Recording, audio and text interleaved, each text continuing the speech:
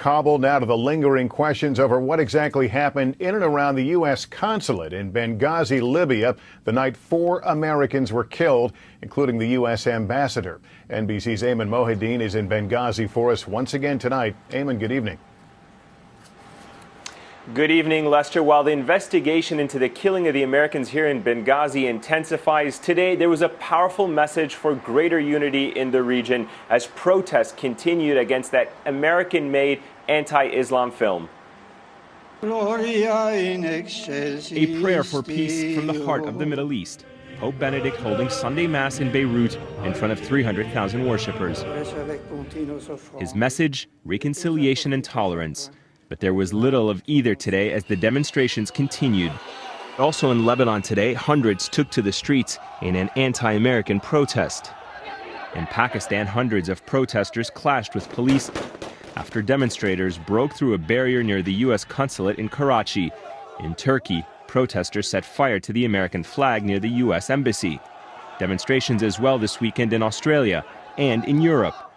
More than 100 people were arrested in Paris, while hundreds more gathered today in London. In Sudan and Tunisia, where the protests were among the most violent, non-essential U.S. embassy staff were evacuated, while in Yemen, 50 U.S. Marines were deployed to secure the embassy compound there. And in Libya, in Benghazi, where the U.S. ambassador and 3 other Americans were killed, Libyan officials continue to round up individuals who might have information on the attack. Today on NBC's Meet the Press, the U.S. ambassador to the United Nations offered this explanation for the Benghazi attack. What happened in Benghazi was, in fact, initially a spontaneous reaction to what had just transpired hours before in Cairo. But Libya's president had a different assessment, saying this was a pre-planned assault with foreign help, possibly from al-Qaeda. Some of them are Libyans. Others came from outside. As the region braces for more protest and violence, it's unclear tonight whether Pope Benedict's message of peace will resonate.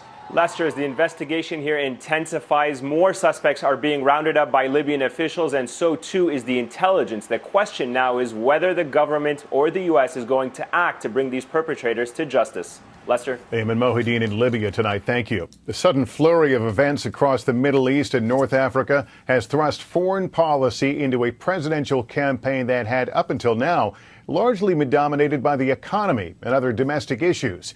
And tonight, a ratcheting up of tensions between Israel and Iran presents a difficult balancing act for both President Obama and Mitt Romney as they navigate through the campaign on a whole new front. We get our report tonight from NBC's Peter Alexander. Less than 8 weeks until the election, the anti-American violence across the Islamic world has quickly shifted the central focus of the race from the economy to foreign policy. Its urgency ratcheted up by Israeli Prime Minister Benjamin Netanyahu, who today on Meet the Press issued this stark warning about Iran's nuclear program. They're very close. They're 6 months away from being about 90% of having the enriched uranium for an atom bomb. I think that you have to place that red line before them now. Before it's too late. Netanyahu argued the recent unrest in the Middle East makes the stakes even higher. Iran with nuclear weapons would mean that the kind of fanaticism that you see storming your embassies would have a nuclear weapon. Don't let these fanatics have nuclear weapons. The Obama administration says international diplomacy and economic sanctions are having an impact on Iran. There is time and space for the pressure we are mounting, which is unprecedented in terms of sanctions, to still yield results. President Obama has been trying to show resolve in the face of new tensions. I want people around the world to hear me. To all those who would do us harm, no act of terror will go unpunished. But Mitt Romney has fiercely attacked the administration, labeling the president a weak leader. Sometimes it seems that we're at the mercy of events instead of shaping events. The world needs American leadership. The Middle East needs American leadership. Despite criticisms accusing Romney of politicizing the crisis, Romney's senior advisors insist it's exposed what they see as a stark contrast between the candidates. If we project weakness, they come. If we are strong, our adversaries will not test us, and our allies will respect us. Still, with polls showing more Americans trust President Obama's handling of foreign policy, several top Republicans, including Senator John McCain, have urged Romney to give a major foreign policy speech, which Romney advisors say is under consideration. Peter Alexander, NBC News, Denver.